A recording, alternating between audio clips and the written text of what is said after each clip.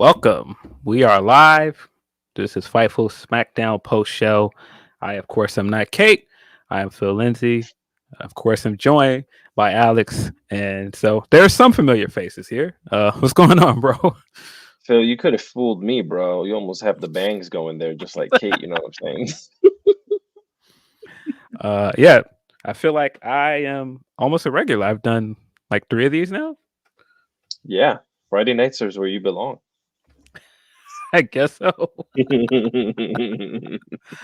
Yeah, as always, appreciate you guys coming through. We got a pretty strong episode of SmackDown to go over, I think. Feel free to shoot your super chats in, your humper chats to get into what I felt like was a eventful episode and kind of a lot to talk about.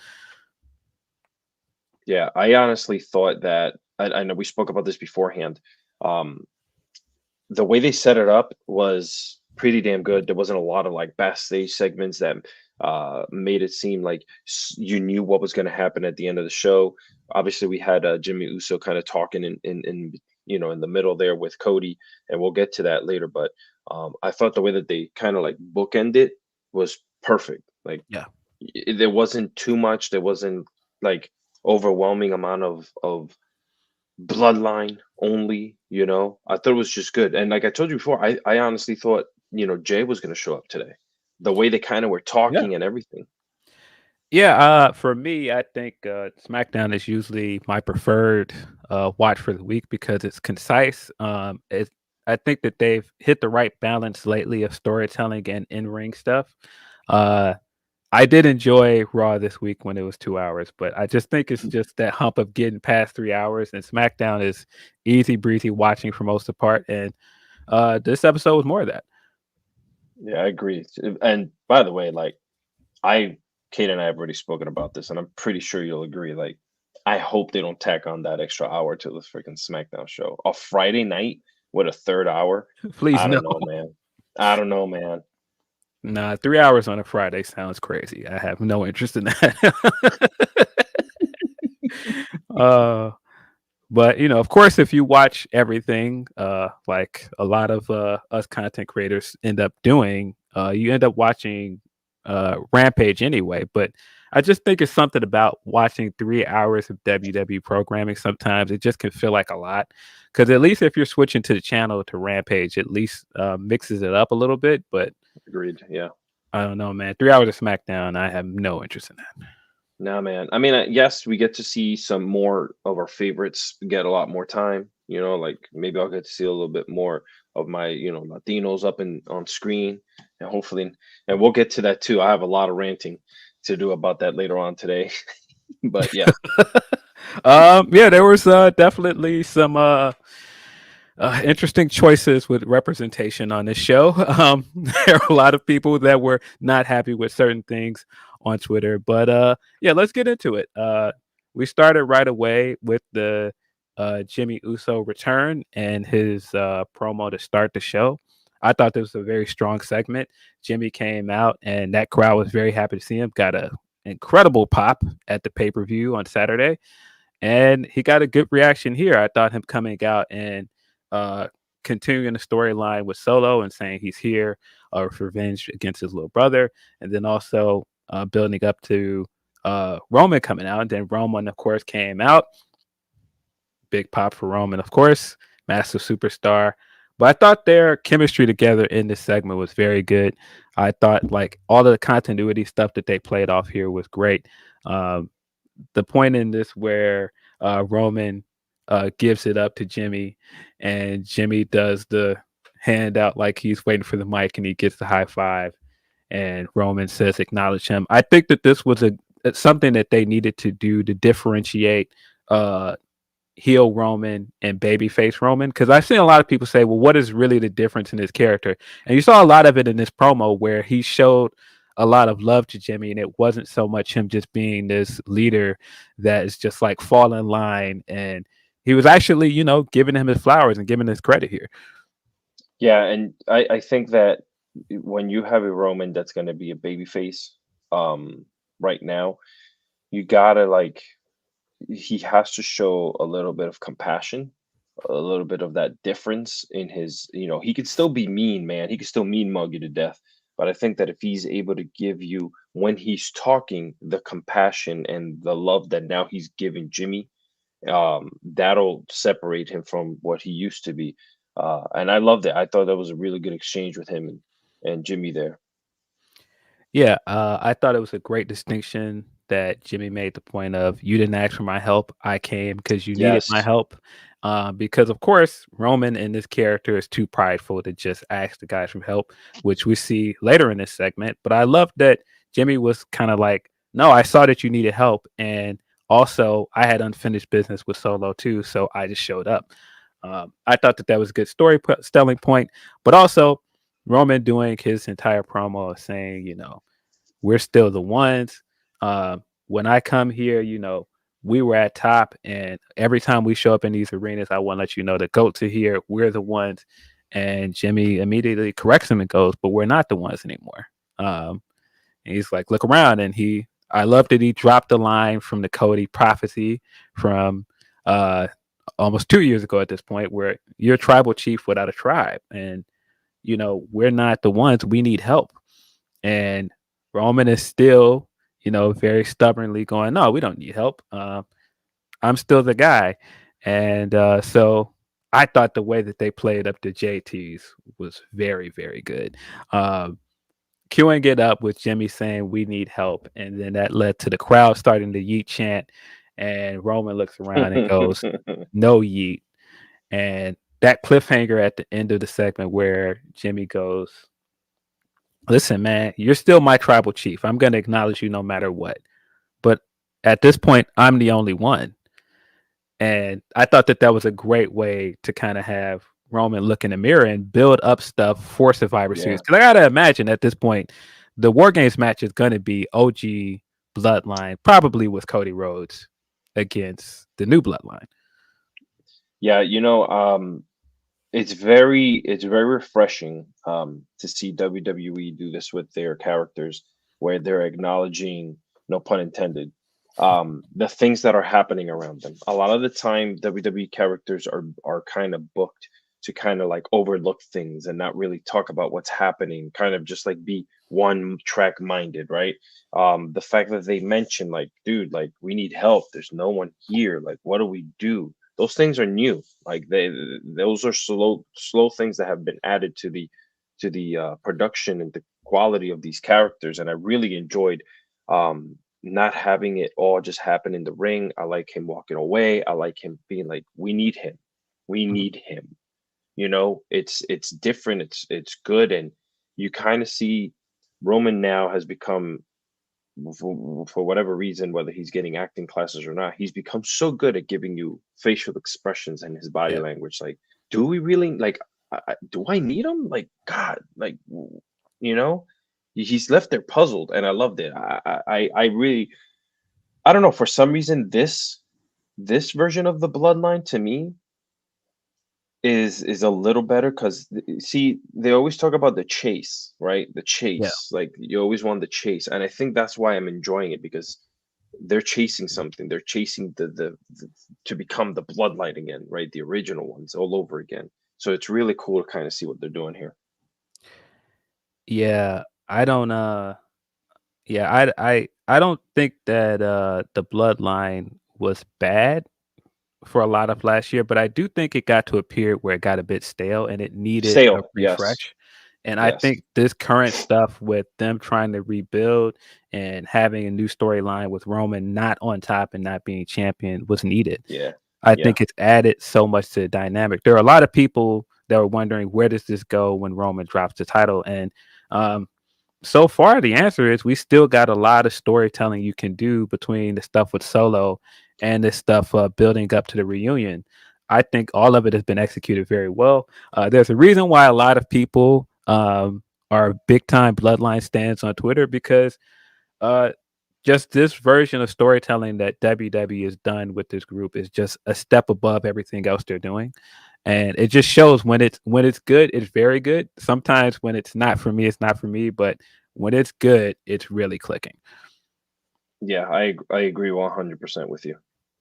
But yeah, I thought this was a great way to start the show. I thought this was a great way to advance the stuff from the pay-per-view, The Rock showing up, which didn't really get mentioned here.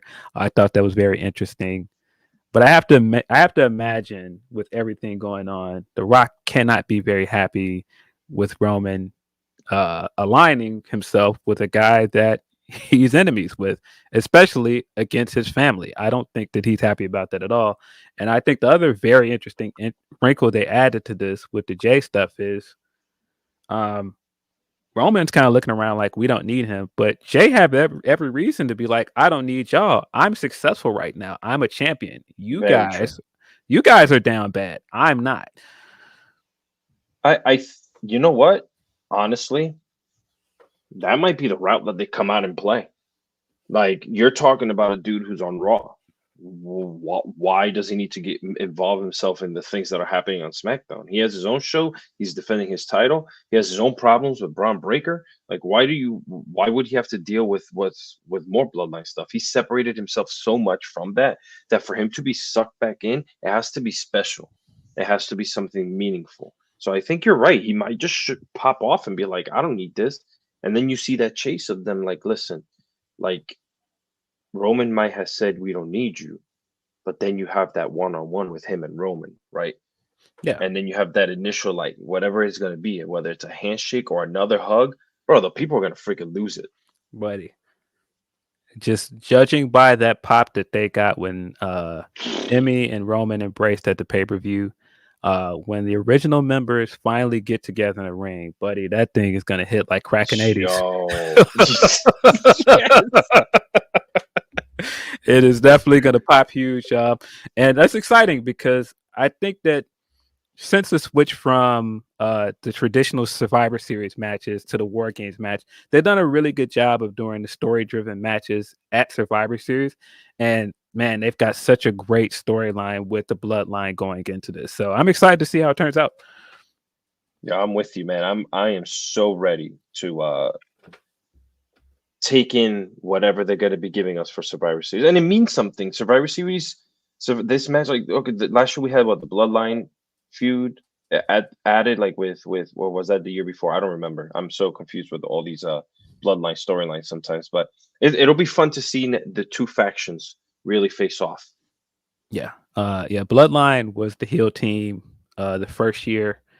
Last year wasn't Bloodline. It was Who was it last year? Man, I can't remember. My memory is bad. And I was at that show. It was here in Chicago. Oh, Phil, man. It was the baby faces against Who was it?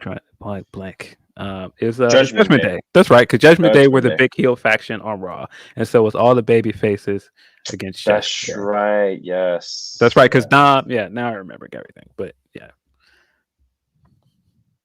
But yeah, let's get into some of these. Well,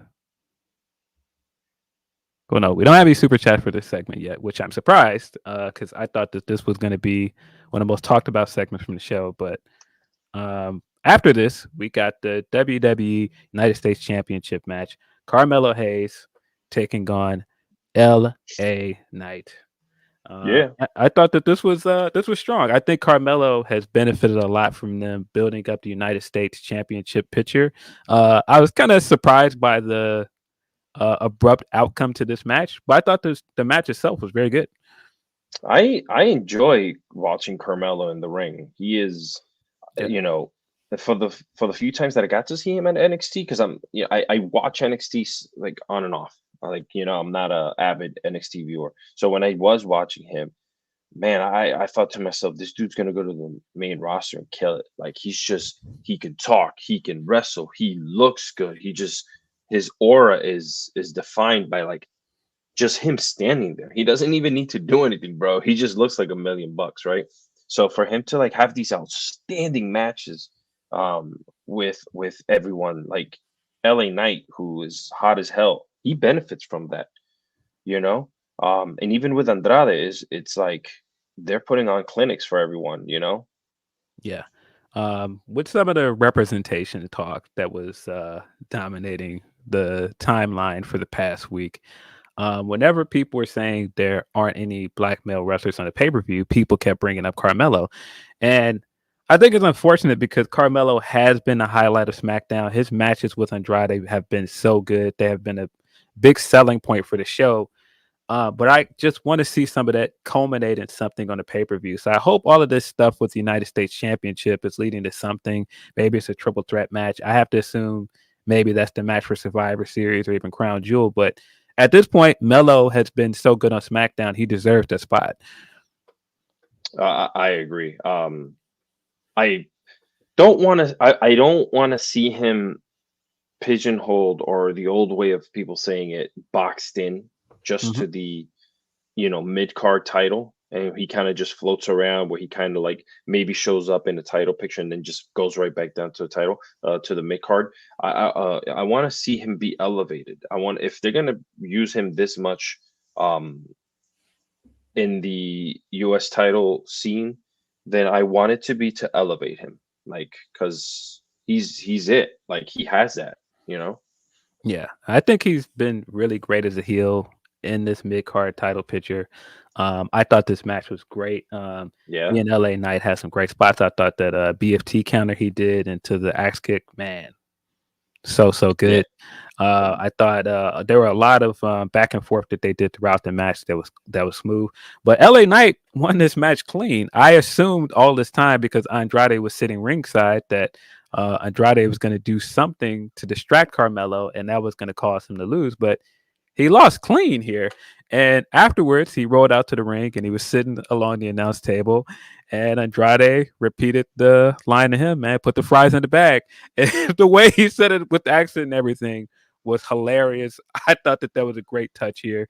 Um, and then we find out later we're going to get the seventh match finally Hmm. out of this best of seven series, which I am definitely looking forward to because, again, man, Carmelo and Andrade have been smoking it on SmackDown. Yeah, talk about like putting on great matches. I mean, they caught lightning in a bottle with that, with those two.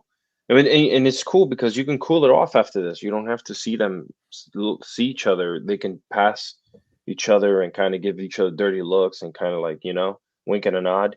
And then you can revisit it a couple months from now because they're good. It's not something I wouldn't use those two all the time against each other so that you don't lose that magic. But they got it, man. Yeah. I have to assume this is leading to something, though. I'm guessing it's Mm. going to be a triple threat match for the United States Championship. It's just a matter of when it's going to happen. Yes, yes, I agree with you. But yeah, another strong match from Carmelo had a solid one last week as well with AJ Styles, which we got a bit of an update on AJ. It seems like it's a ligament sprain in his foot. Um, I was very much confused last week watching it because I was like, all right, is this a work? What's going on? They were playing it like it was a work, but now it seems like it's a legitimate injury. Well wishes to AJ. Hopefully he gets well soon and he gets to come back because it sounds like they were working this into like some farewell tour angle. Yeah, from what he was, or from what was reported, I think that he wanted to kind of make this his last hurrah. Yeah. Um, which sucks, man. Like he just came back from whatever was happening before.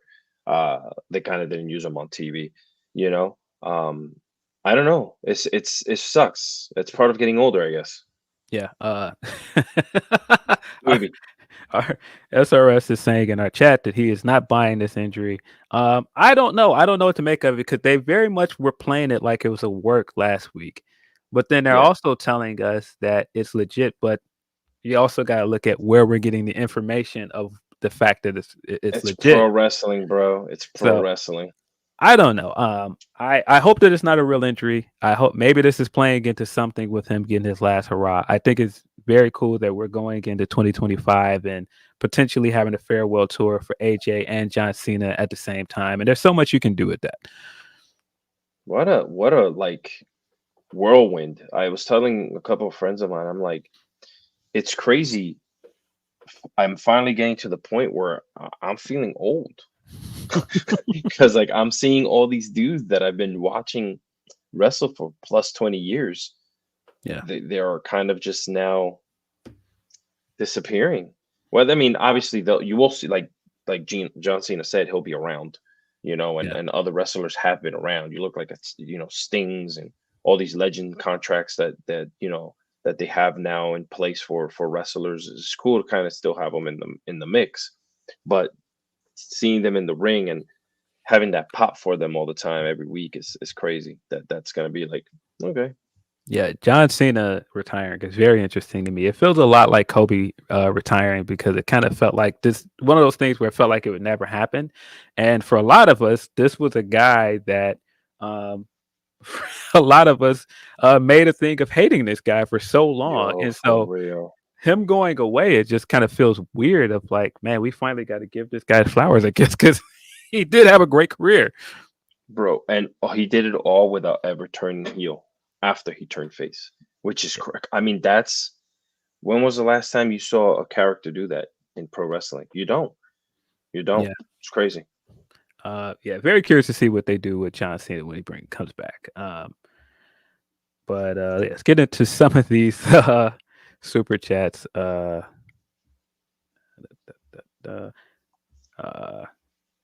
did mention as well that Sean again is not buying this, so could, could be could be a work, could not be a work. I don't know.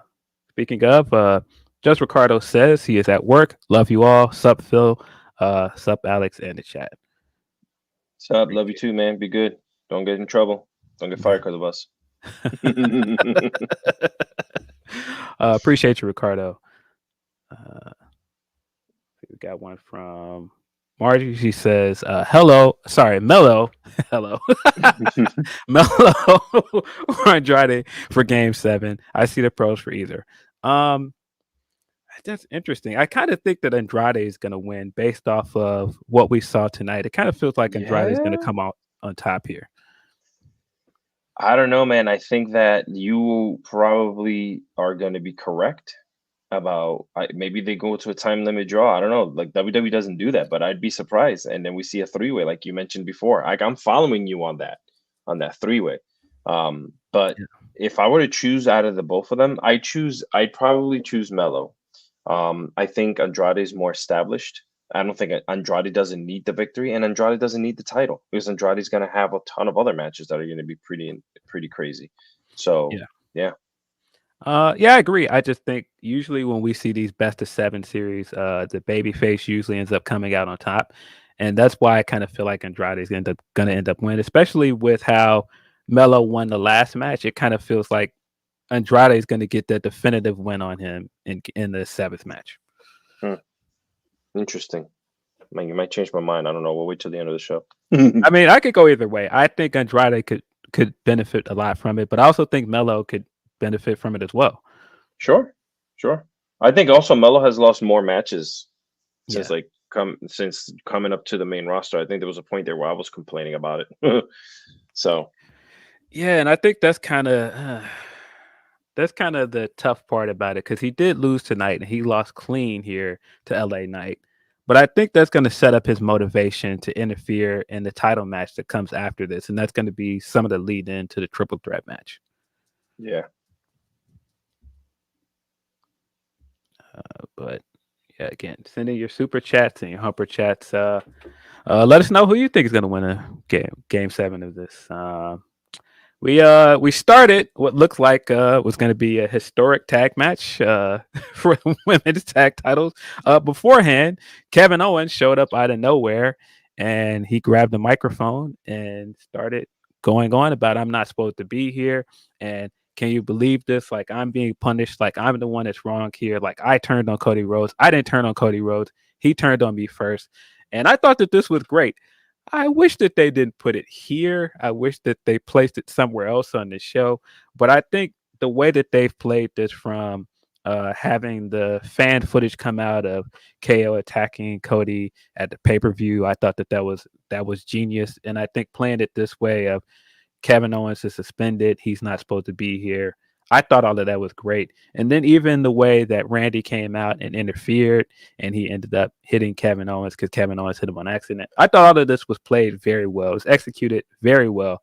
Again, I wish they didn't throw it in the middle of this women's segment because it I was so know. distracting. Yeah. I First of all, the entrance was pretty dope. I love the split color Yeah, coming yeah, out coming out. That was pretty. That got me good. I was like, am I? Is this when I? Because I was not paying attention, and then when I look back at the TV, I'm like, is this a package that they're playing for the women? Like I thought it was, because they do overlays, and I was like, oh no, this is dope. And then yeah. I see KO running into the ring, and I'm like, oh, Yeah, if you don't watch NXT, the metaphor, they do like this homage to the opening to Teen Titans where the colors come down and then they're standing there. And I thought that this looked really cool, and I thought that was a great way to bring them in with the interest on the main roster. man, cool. Thank you for letting me know. I gotta start watching more NXT. It's just, I watched like 400 hours of wrestling. Yeah, I can't say that I'm like an expert on NXT. I don't watch it as regularly as I probably would like to, but that's definitely something they do with metaphor. And I thought, again, like you said, this was a good entrance, but bringing Kevin Owens in immediately here, while I like where the storyline is going with Kevin Owens and some of the stuff they've done with it, I just think it did the women a disservice because they didn't really play up the importance of this match because this is the first time that two black tag teams have wrestled for the women's tag titles, and they didn't really Wow. play up like how why this is a historic moment or the importance of it. And then it immediately kind of got downplayed with the Kevin Owens stuff, and I felt like by the end of it, more people were talking about Kevin Owens and Cody Rhodes than the actual match and everything itself. Yeah, that's true, man. I didn't even think about that. He did kind of take the shine away from it a little bit there. Hmm, Yeah, hmm. unfortunately. But once the match started itself, I thought that the women looked good. I thought that um, Lash and Jakara wrestled pretty well. They had some good tandem offense together. But then the match was very, very short. It was under 5 minutes, it seemed. And again, if you're gonna play up something like this and give these women this kind of big moment, I thought that they could have gave them some more time. And now I do understand with the four women you're using in there, just using a sample size and introducing them to these two women from NXT and giving them some exposure was great. But this felt very Divas era esque to me, where It did. during the Divas era, you'd see stuff like this all the time, where the men would come running in and have like this moment, and then the women would have the short match, and then they would just completely move on. And man, I would it's like for next week for the guys to be in the ring and have one of the girls come out and just kind of be like, I need you to shut the right now and get out of my ring. Like I want something like that, dude. Like hardcore. Like get out of my ring right now. I got something to say. We don't see that. We don't see that. We see the men yeah, do that too, all the time. yeah. It was frustrating because I do think that this was a step in the right direction in a lot of ways because I've been wanting to see Bianca and Jade defend those belts more, and we are getting that. They had the defense here, and they're gonna have a defense next week on Raw. I think they did the women a bit of a disservice here. They did. I was watching the vignettes and I was watching a little bit of the of them talking backstage and um they have like the same aura and attitude and like finesse as Bianca and Jay do. Um, I would like them to maybe change it up a little bit because they kind of seem like the same team. I don't know whether they were like face or heel or like how they were gonna come into the ring. Like what was their actual like thought process on wanting to like take the tag ties or why they want to go after Bianca and Jade, right? Like it to me, they kind of sound a little bit like the two teams sound alike for some reason. Yeah, Um, yeah, I think that that's one of those things where they didn't do enough here to really even tell the story and bridge that gap from NXT because they there it introduced is. this on NXT. So if you don't watch NXT, you don't know anything about metaphor. You don't know anything about why Yes. they're challenging for the titles. It's kind of a cool uh title defense that they threw in here, but I just think they could have done more with the overall presentation for the match, and they just could have gave them more time. Yes. I agree. I think that was the missing link for me. Like you just mentioned, again, it's all going to go back to NXT. It's a big key for a lot of people that watch it, that they'll understand why certain people are moving up and who they were. Right? For me, because that puzzle piece is missing. Um, I would say that I would be one of those viewers that needs a little bit of that backstory. Yeah, Um, and I think that's what was missing for me, because when I was watching their interview, I was just like, I'm like, man, they kind of like are or have the same gimmick as Bianca and Jade. They're like, two tough women who beat the living crap out of you. I'm down with it. I love that stuff. So that's why I was just like, all right, let's see where they go with this. And then KO jumped in the ring, and I was like, oh, okay, then there goes that. yeah. I just uh, it was kind of one of those, 2 steps forward, 3 steps backwards things where Sure. there were Yeah. benefits to this. I love that Jakara and Lash got some exposure here. I do like that they gave these 4 women this opportunity, but I just wish they would have done more with it. It just feels like this could have been more than what we got, and they hyped it up so much, and I think that led to people being justified in their disappointment with it. Agreed. I'm there with you. Uh, I'm sure we got some super chats and some humper chats on this, and I'm sure there might not be the best thing to say about it. Probably a divisive decision. See, we got from Meet Normus here. Hold on. Probably should have had both screens up. Juggling. It's Meet not Normus, easy. he says, if y'all were a tag team, your finisher would be the clavicle lock. The only meat business I have this week is the chicken Big Mac review shortly. I don't know anything about this, so I've seen the clip of Kai Cenat eating the chicken Big Mac on his stream, but other than that, I have no idea what this is. I have to try it. I'm a big fan of the Big Mac. I gotta, I'm 40 now, so I don't eat fast food like that. If I eat it, it has to be like a special occasion, or I'm just like on the run, and I definitely just need like protein. So like a Big Mac works, right? Because you get the patties out of there and you just eat them, you know. Mhm. But other than that, it's like this chicken Big Mac. I might have to go tomorrow and just kind of maybe say, hey, give me 3,600 calories ASAP. See where they dropped the ball, and the reason I don't know this is a thing is they should have took notes from Burger King, and they should have had the controversy of Mary J. Blige come out and sing about it, and then people would know about this. I don't know if you remember this Smart. commercial. Yes. Yes. Oh my Oh man, very God. controversial commercial of having Mary J. Blige sing about chicken. People were not happy about that.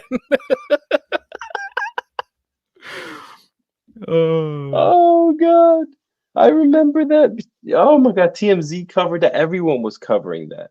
But it's from 2012. well, is it that far away?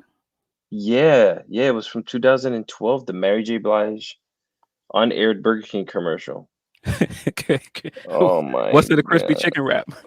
That's the Oh commercial. If you my. have not seen it, it is Mary J. Blige singing about a chicken wrap, and it is very yeah. No, Jay Stone remembers crispy chicken, some lettuce. Oh man, what a time! Oh, who I want to see the person who, first of all, how the f did that even make it as far as it did? Okay, How did I'm they gonna get tell you right now, approved? because that Everything. that has to go through levels and levels and levels of marketing teams. It's not one person who says, "Oh yeah, this sounds good. Let me put it in." Hey, Mary J, will I do this? No, this was like tested by people and said, "Yeah, that looks great. Let's find a great singer that doesn't mind singing about this." Yeah, so I don't know. Maybe McDonald's, man. Maybe I would know about this chicken Oh, Big Mac if you had a little controversy around it. Wrapped up Friday nights, in baby. Friday nights. crispy chicken. Oh, we're off the Oh, rails, but let's get back into some super chats. man. What a time. I've been up since 3 a.m., y'all. I had to take an early flight to Jersey, and I like feeling loopy. And just bringing that back. Probably have to download that song now. No, I definitely think we're gonna spark people searching this on YouTube now. Oh, that's great. If you do, please tag us on the YouTube. No, don't tag us.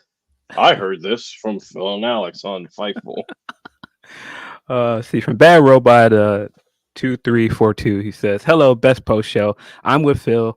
Why have why have that at that point in the show? Triple H needs to book the women better. Talk to HBK. That said, would you want an Iron Women's match, EO / Bianca for me?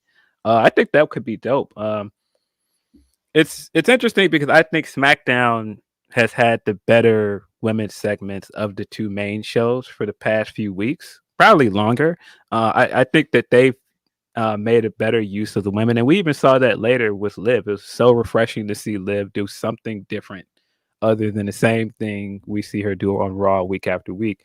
So I think SmackDown is a step in the right direction. They have been doing things I enjoy. That's why it's a bit surprising that they did not give the women the time here. I mean, they gave the women the time last week with this great dumpster match. They've done so many great things with Mia Yim. So I was hoping that we were going to get more here with this tag match, and we just didn't get it. Yeah, no, I mean, I run it back, and give them the time to deserve. You know. Yeah. And to the question about Iron Woman's match, we did have an Iron Woman's match not too long ago, did we not? I feel like Natty was the one that was involved. I could be 100% wrong on that, but I don't know. Like Natty always seems to me like the type of person who would last in the ring for a long ass time and just like outwork someone with her wrestling skills. Um, I think I think that would be awesome to watch. Yeah. I would love to see EO and Bianca and Iron Women's match. So I think those two would have a great match together. EO's been phenomenal on Raw, man. I wish that there was more for her to do, but unfortunately, the title picture has really been dominated by this Liv and Rhea stuff, which, if you're invested, I can see why, but I'm just kind of ready to move on. 100%. Yeah, I'm just ready for both of them to do something different. And we got a little bit of that later in the show. Yeah, you know what? Yo was dope, man, in Black and Gold NXT. Yeah. I I mean, think, that's when I used to watch. And then it yeah, I turned think, into Nickelodeon NXT, and I just that's when I never watched again. I mean, it's gotten a bit better. I still don't think it's the NXT that you or I are used to, but I think it's shown improvements in a lot of ways. If nothing else, I feel like the matches are good. Some of the segments in between the matches are still not for me, but overall, I think it's better than it was. Sure. I mean, hey, they got HBK. I mean, who'd ever thought that you'd have D-Generation X literally running the company after spraying DX on the Titan Towers, on the McMahon jet, on all the limos. They literally took over. Click runs this business, I guess. That Clake runs the business. From Coy Stalin, he says, "Can we stop interrupting the women's matches? Two women of color, it's not a good look, especially with Triple H recent press conference performance." Yeah, I think that that adds to this. Some of the conversation around the pay-per-views and there not being any single black males wrestlers on those shows, and then to get that response from Triple H, which was definitely a choice. um, to get that response and then to get the hype for this match, and this is what we ended up getting. Listen, they're using people correctly, right? On the shows, right? You have there's shows that are just incredible. Look at Carmelo, look at Andrade. You know, they're doing really good things. Bianca and Jade. You know, like there's a lot of cool things happening, but the marquee matches, I think that's where we kind of sometimes they get lost in the sauce. And by they, I mean like management on how to put things together. And I also understand that things got to make sense. But at the same time, bro, you're freaking writing these make believe stories. Yeah. Make it make sense then, you know? Yeah. And I this goes just for all of wrestling. This is not a WWE attack. This is like, yeah, you know, absolutely. this is entertainment worldwide. I have the same problem. I work in entertainment, and I fight every single week to try to get my people, my Latinos representation in certain rooms, in certain boardrooms, in podcasting, in film, in television. Like that's my advocacy. That's what I do every week. It sucks, but you know. Yeah, and I mean, every company every company can be doing better in some way with the representation. Sure. Nobody gets it Hmm. 100% right. Nobody. Yep. I just think that, especially with the conversation that's happening online, and to have that question at your press conference and the way that he answered was not very comforting at all. The And then answer is not the PR friendly answer, by the way. That is that was the worst answer you could ever give. that was not a good answer to that question. And then to come out and on the following SmackDown and have people, legitimately interested in this, and this is what they got. Probably not the best response. See, from Margie Love, she says, "Did the interruption cost their match time?" I'm not sure. I hope that that's not the case. But that would really make me dislike the placement of that even more, because boy, if that's why this match was so short, that's not good. Yeah. Let's see, more from Margie Love. She says, especially when Big Rome is still talking for 10 minutes to walk in. Yeah, absolutely. That opening segment went very long, and to think, now, given it was a good segment, but to continue to give the Bloodline so much time on these shows, and you can't give the women, yeah, let's say like a little bit under 10 minutes or so for this tag match. Yeah. I don't know.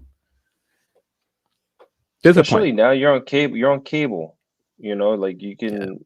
You're not constrained to network television commercials and network television time restraints. You know, you don't have to end 2 minutes early or anything like that. Like those are 2 minutes that could very well be put into something much more useful. Yeah. Uh yeah, so I was disappointed, but I mean, what we did see of the women, I thought that it was solid. I just wanted more of it. That's all. Sure. Yep. But we do have a big pay-per-view coming up this weekend. And Oh, that leads us to, if you're looking for other options, NordVPN might be the way to go. Buying pay-per-views on nordvpn.com/fightful is going to enhance your pay-per-view buying process.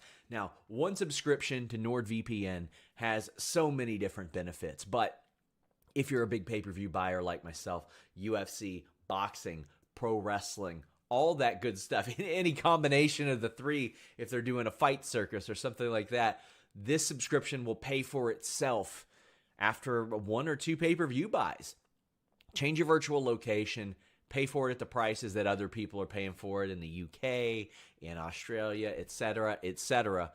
And you can get different interfaces. Maybe you don't like Peacock and you want to check out the WWE Network the way that it used to be, the way that it was designed to be, the easy navigation, so on and so forth. Maybe you want to watch AEW without commercials.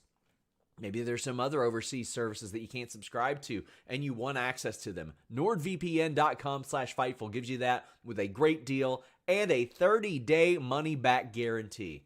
Even better, 24/7 tech support. So if you have trouble navigating any of it, they can help you out. Fastest VPN on the planet, NordVPN.com/Fightful. We do have some more super chats on the tag match. Got a very generous one from Tim McFall. He says, bringing in the big arm from the bullpen with Phil. SmackDown was mixed for me.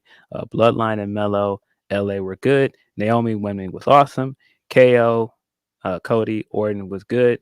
But F you, F you, Mr. I don't see color. Stop cutting the ladies and Black Stars time. Yeah. Yeah, there was a lot to like about the SmackDown. That aspect of it, which I was hoping would be good for those 4 women, I wasn't the biggest fan of. And SmackDown's been good for quite a while. Yeah. Like, I think SmackDown for me has always been the A show. I mean, ever since like the UPN days, I've always liked SmackDown more. But yeah. See, we got another one from Juju. Says Triple H getting criticized about how he doesn't utilize his POC talent to the fullest capacity last weekend. The then cutting time for 4 Black women is a transgression. Mind you, 3 white women interrupted it. Yeah, there was a lot about this that just felt very much like a Divas era segment. And we saw some of that on Raw as well, where let's throw 10 women into one segment. And it was the same here where, all right, let's throw all of these women, all of the women stuff into one segment. Let's add Piper to this. Let's add this to this. Now, I do think there are good things about it because you're setting up Piper and Chelsea to potentially get a tag match at some point.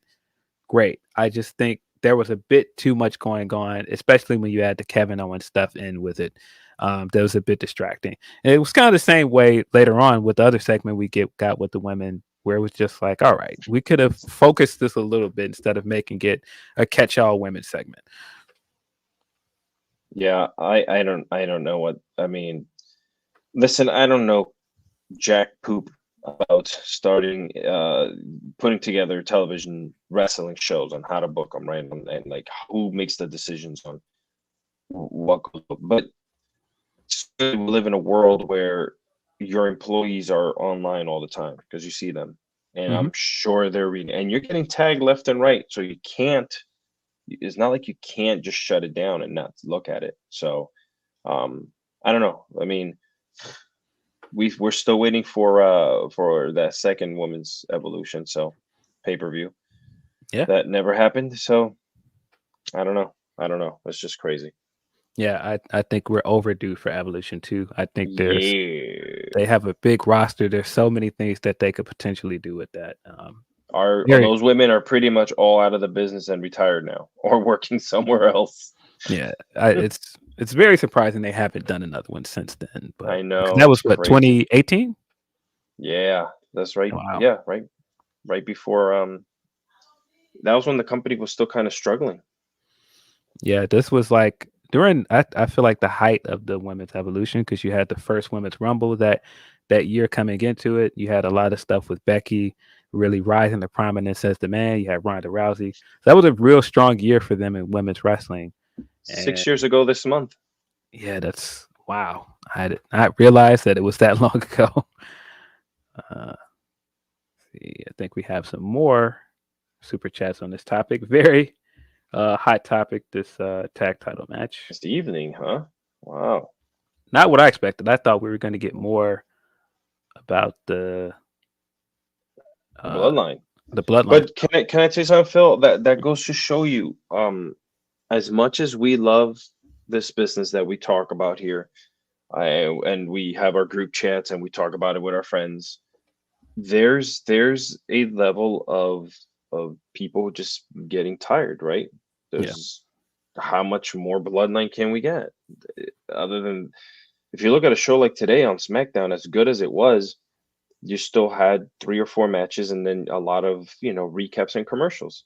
So but the main blunt of the show was the bloodline, and we've been seeing this for 4 years now. So people maybe are just getting a little exhausted or whatever. But I mean, look at our chat. Yeah, it goes to show you. Yeah, I think people are still into the bloodline stuff, but I think that I think that people were very much interested in what they were going to do. And again, this is supposed to be a historic matchup of the first time you're having 2 black teams challenging for these belts. And I just think that they could have done more here. I just think that they dropped the ball a bit. Yeah. Let's see, we got a Humper chat from I think this is Flams Inc. My bad if I'm screwing this up. But he said, this Chelsea Green stinks gimmick reminds me of the Natty Farts or Rikishi doesn't wipe gimmick. It was stupid then, it's stupid now. How childish do you have to be to find it funny? How on earth does Papa H let this one continue past Bad Blood, for fuck's sake? Yeah, again, this is why there was a lot about this that felt like the era. And it was the same kind of humor, like he said, as the natty fart stuff. And don't get me wrong, I think coming out of the dumpster match, the stuff with Chelsea was funny, but I thought that this was going to be a thing where it lasted for maybe a week or so, and then we're going to move on. But continuing it into Bad Blood and then to keep it going this week, I don't really need that. Yeah, I think she's a phenomenal talent. She's really great. I think that whatever they give her, she nails all the time. But I wasn't looking at it that way until you brought it up. Wow. Yeah. Yeah, Chelsea's fantastic. I think she's been great in everything they've given her to do. What a trooper, what a hustler, man. She's been, man, everything. You need her to go through 2 tables, she's going to do that. You need her to have this big dumpster match with Mia Yim, she's going to do that. You need her to just come in and do some comedy spots. She excels at that too. She's been fantastic. And I don't feel like this is anything where they're just like throwing this on her and she's like, I don't know, guys. I think she's that much of a trooper that she's taking this like, oh, I'm going to make this work for me, because she always does. And I do think there's good humor to it, but like a lot of things, sometimes it's okay to let it be short and sweet and not try to run it into the ground. 100%. I'm with you. Yeah. Speaking of the women, we got more with the women.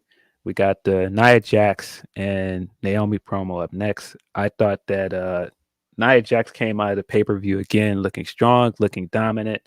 And I thought this segment was great. Her coming out and, basically laying down the groundwork of, hey, I'm just going to go into Saudi Arabia. I'm going to continue to be dominant. I am going to be the first Crown Jewels women's champion. And then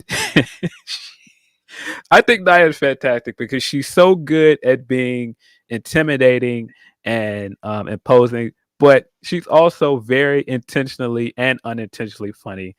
When she put Tiffany in that headlock and goes, and then it's Tiffy time because you are going to cash in on Liv Morgan, right? I thought that was great. I thought it was very funny. And I also thought it continued to advance this storyline between her and Tiffany. Nia has been booked so much better since coming back. Long gone are the days of my a-hole. When she was complaining about her my hole. Yeah, my hole. So and just menacing, pounding. I love her. I really enjoy what she's doing now. Scary the way she is pushing around Tiffany, but Tiffany just is one short breath away of taking you out, with that briefcase. And I think she's the wrestlers are not booked stupid now. They understand what's happening around them at all times, right?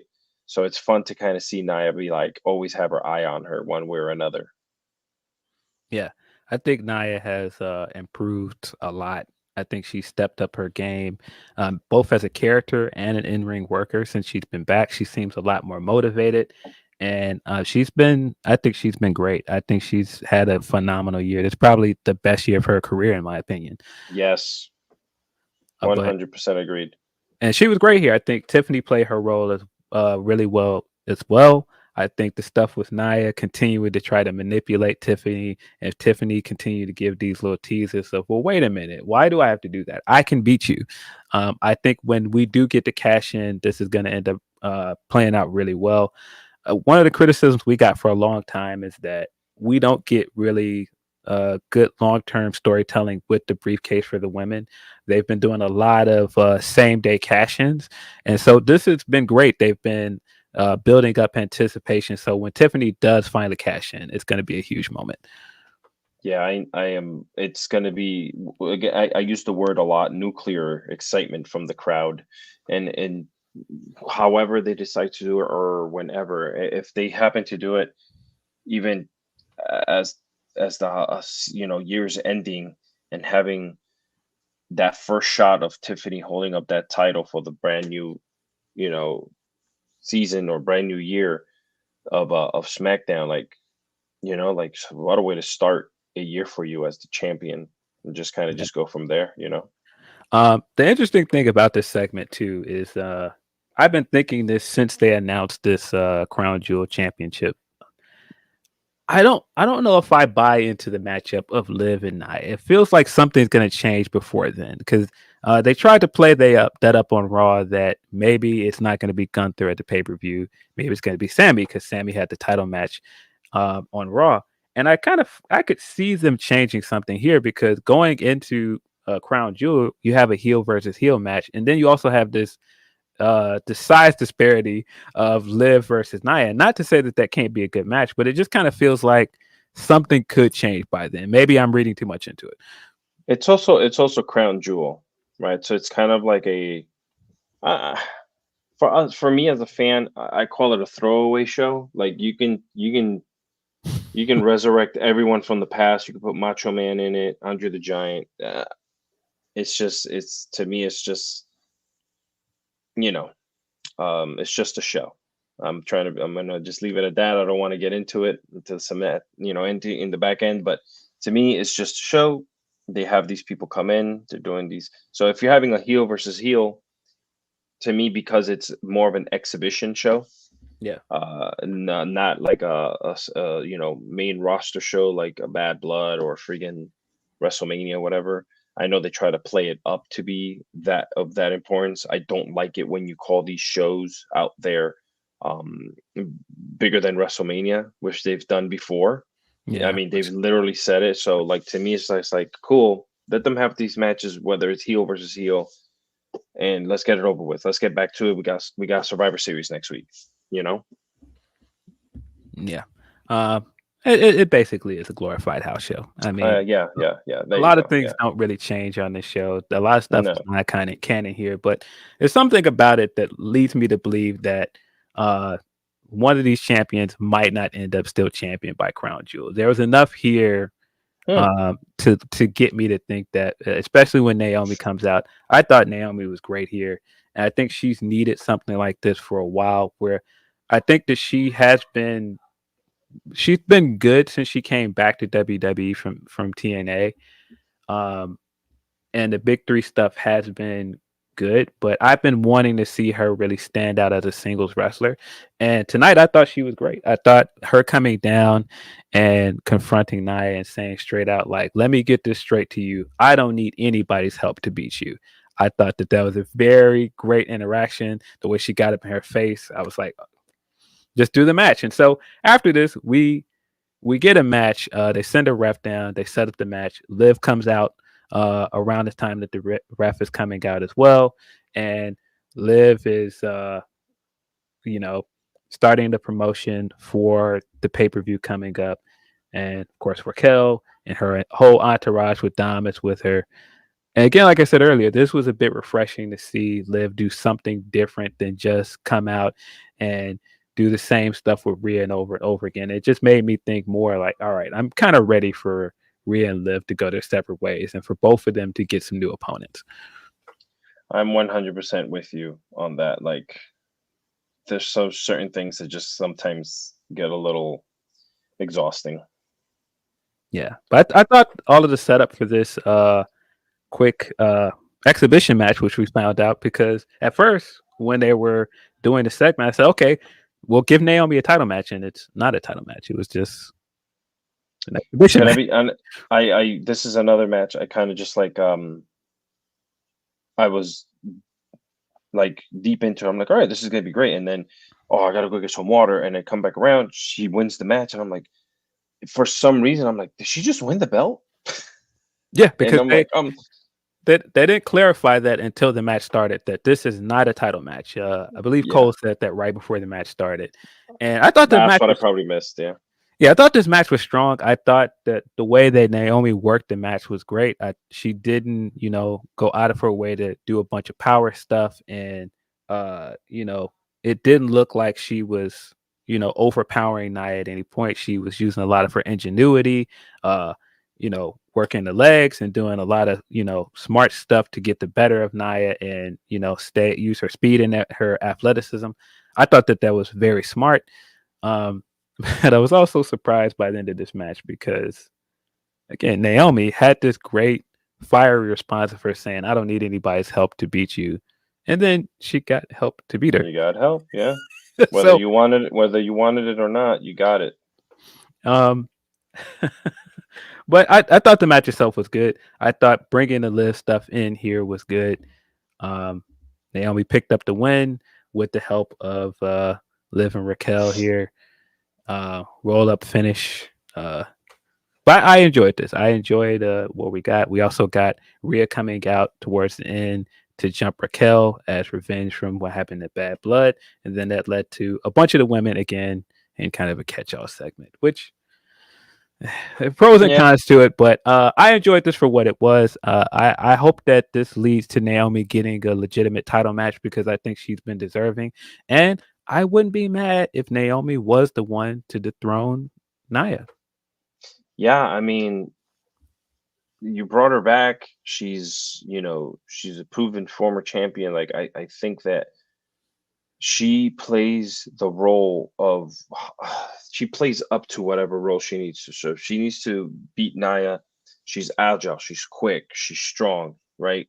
If she has to face Liv, she pushes back a little bit. So she lets Liv, because of the smaller character that she is, she lets Liv get more. She would get pounced a little bit more by Liv because she's smart, right? Like her character is so versatile in the ring, and I've seen that when she faces, whether it's a smaller opponent or someone like Nia, she can turn it up really quick, man. She's someone that I really love seeing in the ring all the time. So I mean, good victory tonight. It's good to see her in the win column, and let's see where they keep on going because I'm confused about how her relationship with Bianca and Jade is still kind of like I don't know, it's so gray to me. Yeah, I think that they have to do more with her because, at least the other two, they have the tag titles. They have something going. And they're clearly building something with Bayley and Naomi's relationship. I have to assume that's going to factor into the War Games match that they're setting up. But I just want Naomi to get the singles title match. It felt like she should have gotten... I don't know why they didn't just do it at Bad Blood. I felt like they were going to do it there, and then they didn't. So, man, just give Naomi the title match. I assume that's going to be a television match coming up before Survivor Series. And again, I wouldn't be mad if Naomi picked up the win. Sure. Yeah, I'm with you. See, after that, we got more with Carmelo Hayes and Nick Aldis in the backstage segment. Carmelo confronts Aldis, and Aldis gives him the update that we are going to get the 7th match coming up. And then he gets confronted by Legado del Fantasma, and Escobar tells him what's going on. It seems like the same two people are circling around the title picture. Why am I not getting a title shot? And Aldis comes back at him and says, "Well, you did. You fell short." And he goes, "Well, wait a minute. I'm not just talking about me. Why doesn't Electric get a title shot? Why doesn't the Garza get a title shot?" And I was sitting around like, he's right. Why don't you give them title shots? Why aren't they doing more? Like, why does it seem like the same few people are booked the same way every week? Do some more with these wrestlers as well. And he gives a tease towards the end. He goes, "Well, I got a tag team for you guys to face next week. Don't worry about it." And Escobar kind of looks around like, "Great. Great doing business with you," and walks away. And Aldis looks at the TV kind of like, "You sure?" Which leads me to believe that their opponents next week could be Motor City Machine Guns. I'm so sad that we don't get to see Legado del Fantasma used enough like they used to.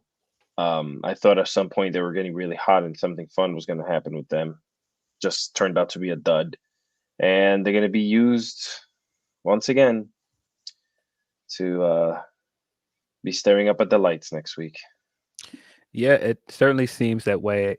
Even if this is not a tease for Motor City Machine Guns, it does seem like this is setting them up to face a tag team who is probably out of their league and is going to beat them.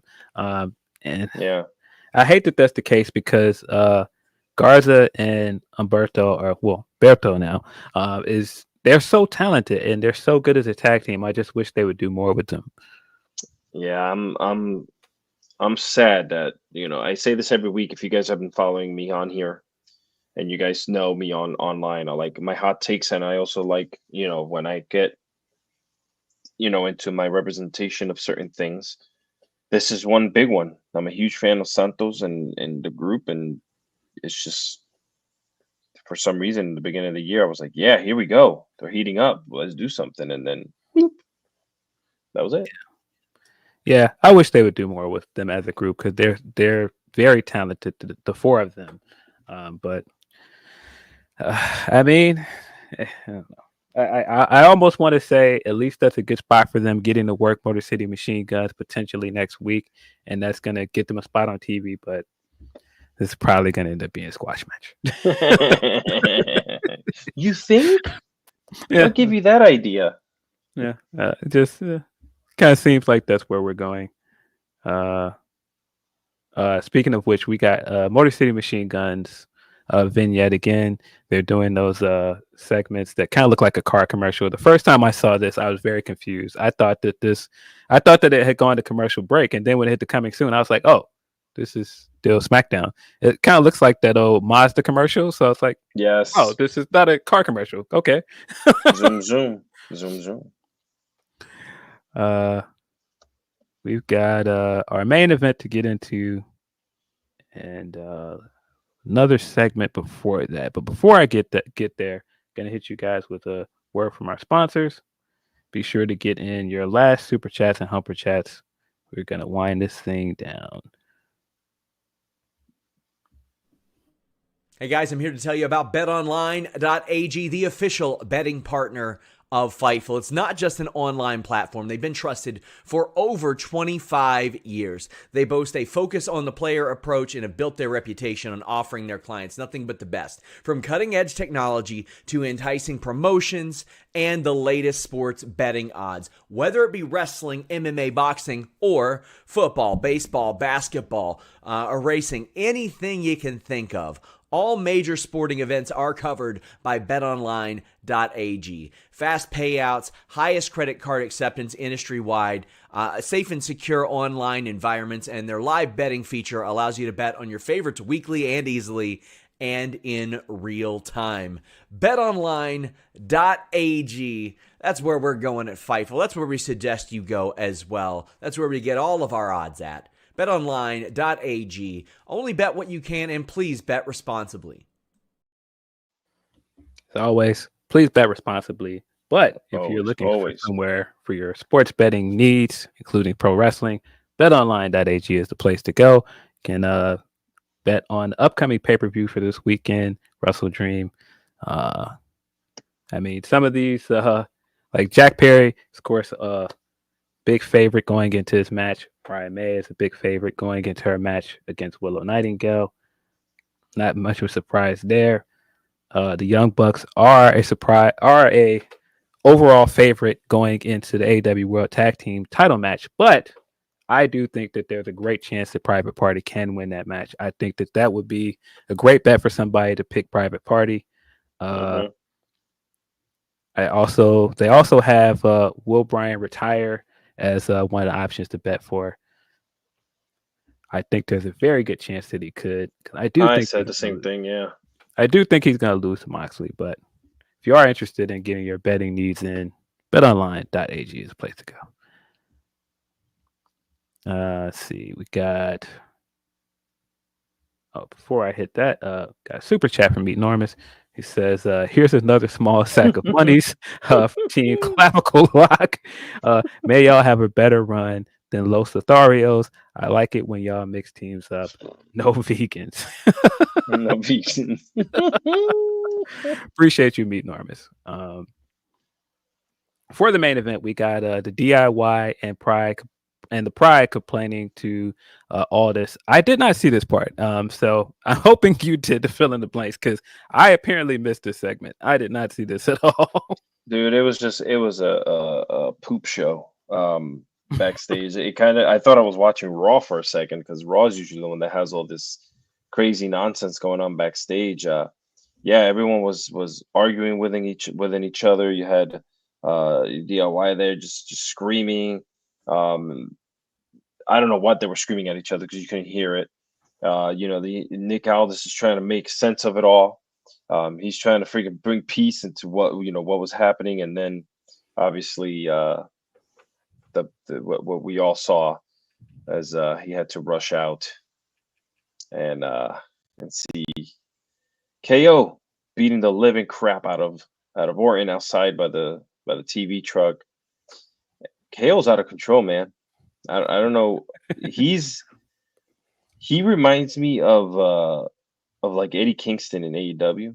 Yeah. Where he just like he's real. He's very aware of what's going on around him, and he's very much into his feelings. Yeah. So like if he feels like you wronged him, then everyone that is attached to that person that wronged him is dead to him. which is what you see here when he beats the crap out of by the way, that whole thing with the Pride and DIY never got it resolved. They just stayed there arguing amongst each other as he walked off screen and went to go see what was wrong with Randy. And I know KO was yelling at him like, you're with him, you like, he's screaming at him about Cody. And it's just cool to kind of see KO once again heel, beating the crap out of people backstage. Yeah, I did again because I did not see this segment, but Louis says at one point Ciampa shouted "Motor City," which popped me, but you could barely hear it with all the hooting and hollering. That's really funny. I'm now upset that I missed that because that sounds hilarious. Oh man, I missed that too. I didn't know he yelled that. I was not paying attention. But I guess I had walked out of the room, and so when I walked back in the room, I saw the Kevin Owens and Randy Orton stuff, but I somehow missed everything that led to it. And I think again, the Kevin Owens stuff is great. I think continuing to play this stuff up with Randy Orton, I think it's smart. Randy continuing to try to play nice, and of course we know where this is probably going to end. Randy Orton is probably going to turn heel, but I do think it's interesting, and I pointed this out for an article I wrote about what is CM Punk's next upcoming feud. I do think it's interesting that not everybody, a good amount of the people that we know that he has a history with are starting to turn heel.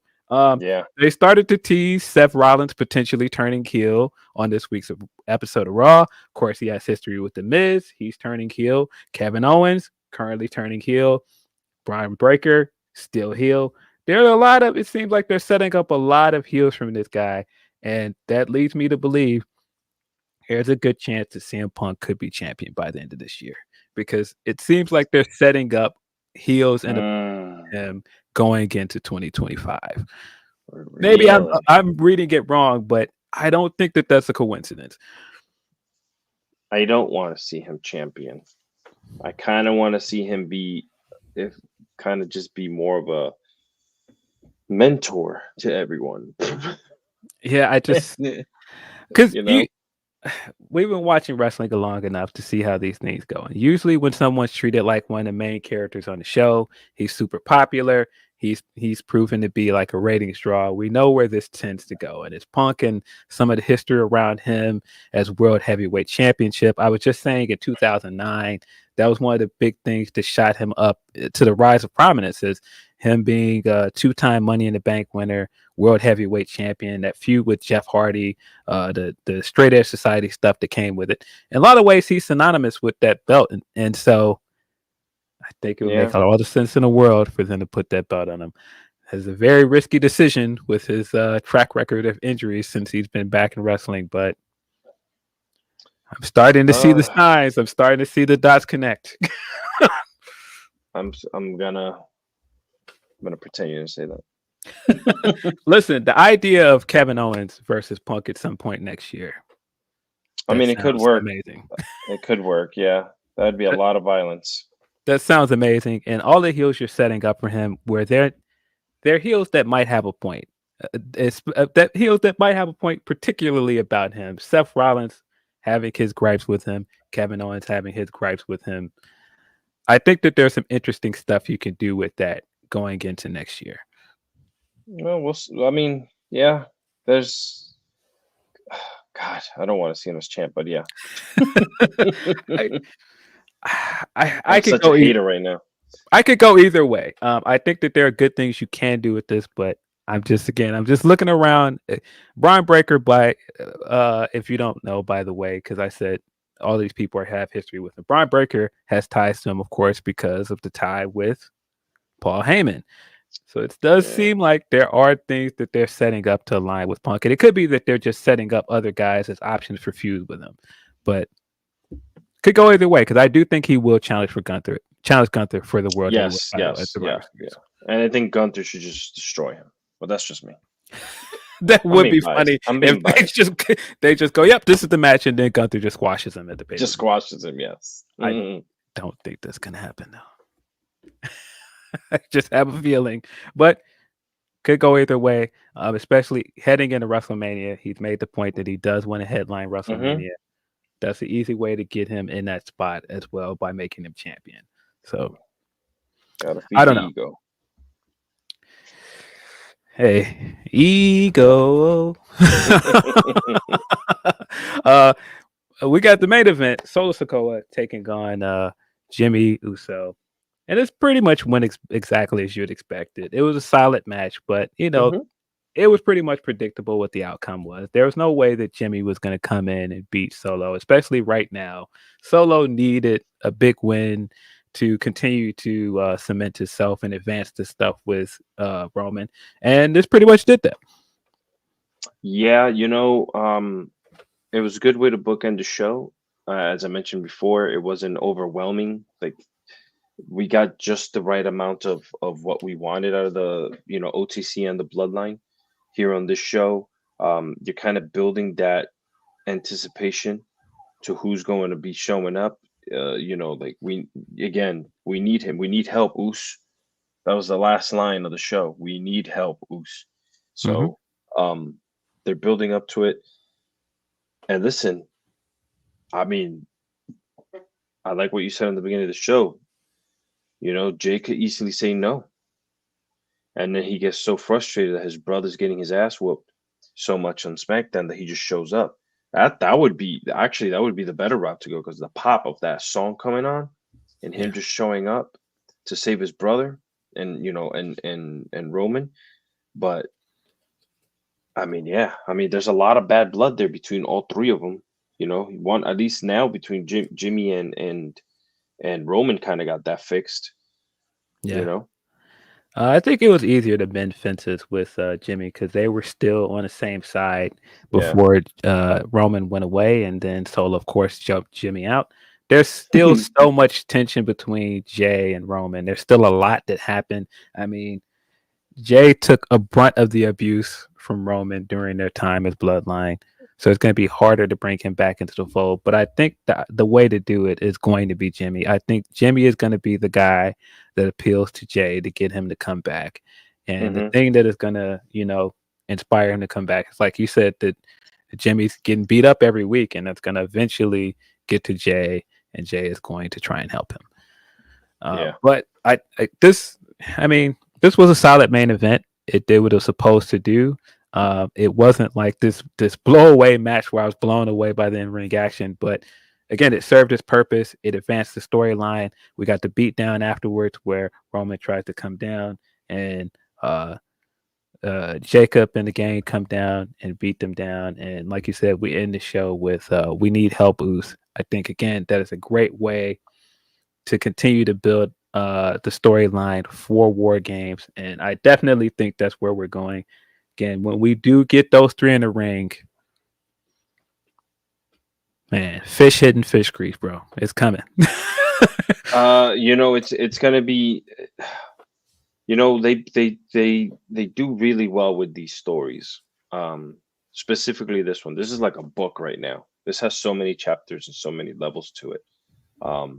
That anytime you decide to open up this book, even after this is all done, you could always pick something up and just put it out there for the people to eat it up, man, because it's really good. This has been their bread and butter now. And I said this last year to Kate, could this be the very last of what we see of the Bloodline coming up at Survivor Series? You know, this when I have a War Games match, right? Yeah, I don't know. I'm kind of curious where they end up going with this because you still have some story stuff with The Rock coming back. I'm sure that's going to factor in. I don't in any way think that The Rock will be taking part in a War Games match. I don't think if you want to use The Rock for WrestleMania season, you're going to risk putting him in a match like War Games where he could potentially get hurt and you're putting a big money match on the line. I don't think he would do that. I think I'd put him in there. If I was The Rock, if I really want to make an impact and be a team player, I'd be in that match, man. I'd have him come out dead last. Like nobody knows if he's going to be there or not. And you know that stupid smug look that he has. I want him to come out in his Versace freaking sweatsuit that he wore last year. That would be great. Now that I think about it, if you play this up all the way into the pay-per-view, that okay, the new Bloodline needs a fifth member. They don't have a fifth member, and you get all the way to the pay-per-view of just those four in the cage waiting for their fifth member, and we all think it's going to be Hikuleo or somebody.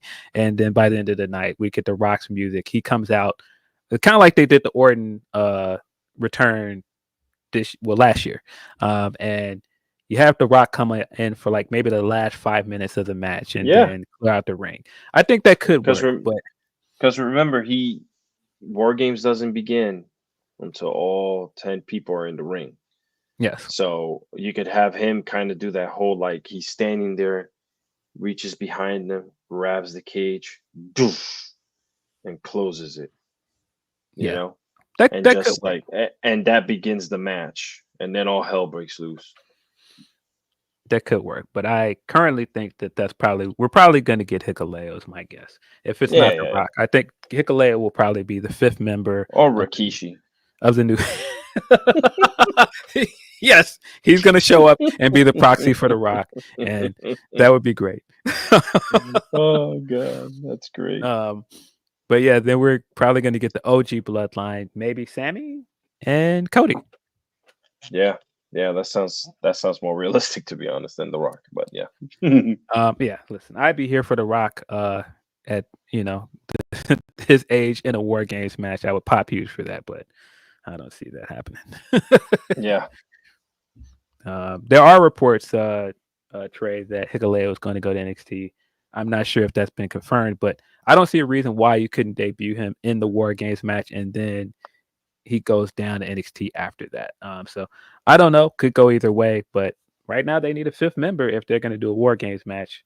Wonder who is that going to be? You've got I know. It's got some speculation either way. Could be The Rock. Yeah. Could be Hikuleo. Could be an off ball.